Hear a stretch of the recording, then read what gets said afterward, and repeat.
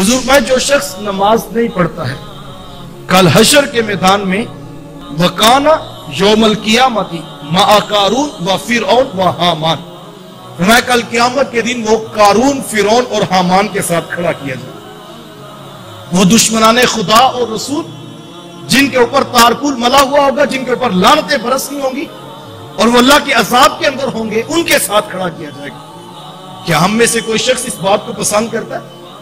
کہ ہمیں دشمنان خدا اور دشمنان رسول کے ساتھ کھڑا کیا جائے؟ ایک لمحے کے لیے تصور کریں کہ خدا نہ خواستہ